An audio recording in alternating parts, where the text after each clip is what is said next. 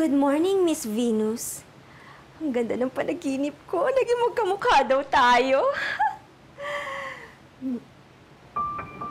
Miss Venus?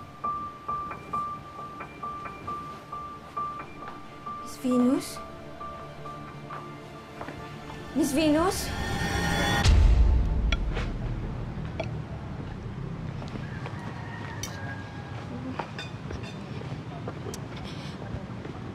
Naglayas yata si Miss Venus.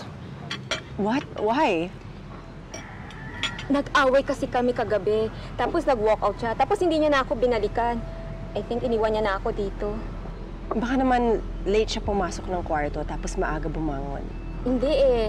Maayos pa yung higaan niya kanina. Saka, di naman nagliligpit ng higaan yon ever. Akala niya makakasurvive siya nang wala ako. Huh. Mamamatay ang buhok niya dahil wala nang magsusuklay 100 times every night. Magtusa siya.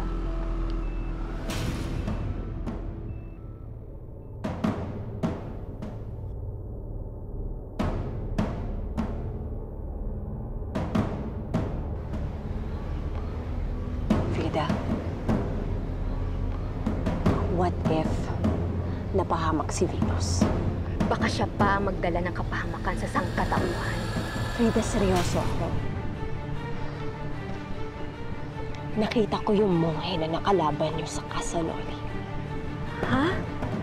Sigurado ka? I think so.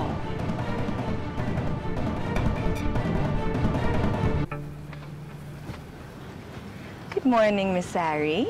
Miss Frida? Good morning. Good morning. Mary, did you happen to see Venus? Venus? Miss Clara? Yun ba talaga ang totoong pangalan niya? Anyway, nasa special program si Miss Venus. At hindi rin siya pwedeng gambalain. Anong program? Kinabisado ko kasi lahat ng programs niya dito. Actually, ayaw niyang ipasabi. Very intensive yung therapy, kaya ayaw niya muna magpa-istorbo. Yes, yun yun. Excuse me ha, maiwan ko muna kayo. Kakausapin ko lang ibang guests.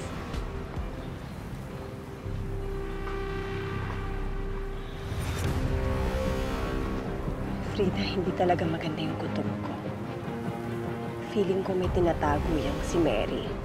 Ha? Paano kung may mangyari kay Miss Venus? Frida! Ha? Naku, paano kung maging unemployed ako? Mahirap kaya maghanap ng trabaho ngayon.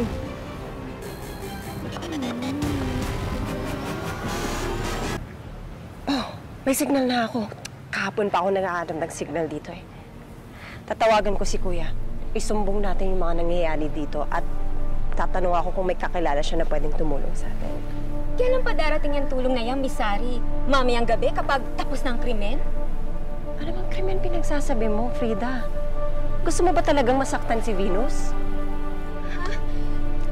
Siyempre hindi. Yun lang naman kasi yung napapanood ko sa TV.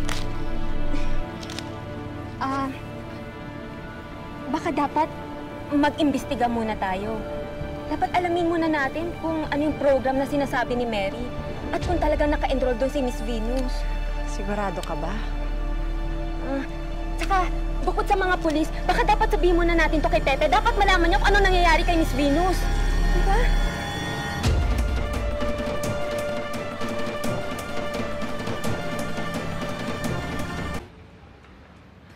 Hindi ko maalala kung saan yun eh. Pare-pareho kasi yung mga kwarto dito.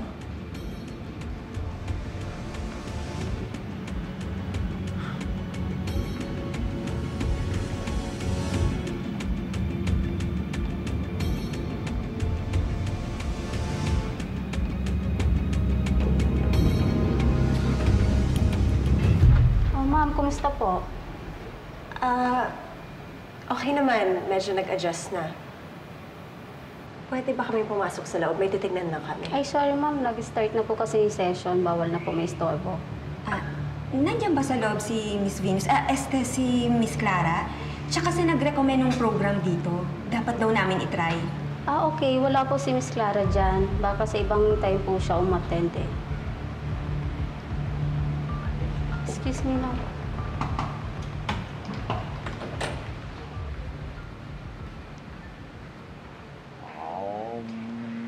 May nag-chat.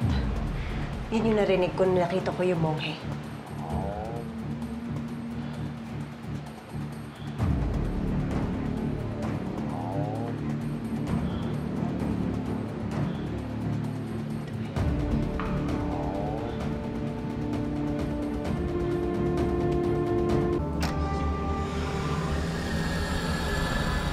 Miss Venus?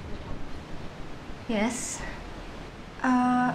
Anong program ba to? Kasi may hinahanap kami. Sensuality exercise ito. Under sa Laban Kababaihan program. Ah, nabasa ko ito. Ito yung pampalakas ng sex appeal. Para hindi mabigo sa pag-ibig. Iwan mo na lang muna ako dito. Ikaw Ano na ka ba? Mas importante pa ba to kaysa kay Venus? Actually, Halika na. Sorry.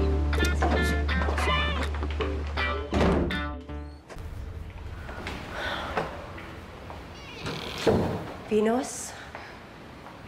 Venus? Miss Venus, dapat siguro maghiwalay tayo para mas mahanap natin siya. Huwag delikado. Baka mawala rin isa sa atin. Klinis siya, oh.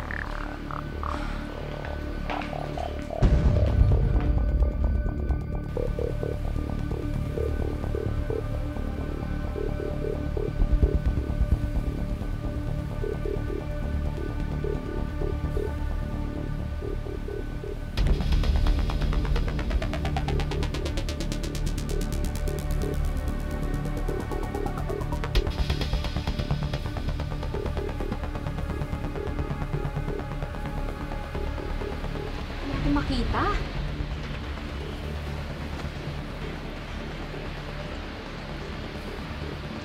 Sinadya talaga namin yan. Para maprotektahan yung mga guests namin sa mga maninilip. Anyway, ano bang ginagawa niyo dito?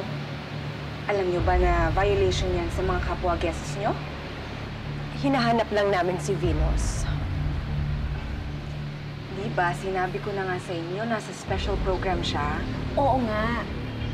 Pero kailangan namin siya makita. May aksidente kasi.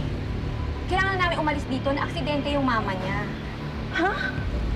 Kailangan malaman to ni Miss Venus. Please lang, sabihin mo na sa amin kung nasaan siya. Ganito na lang, ako na lang magsasabi sa kanya, okay?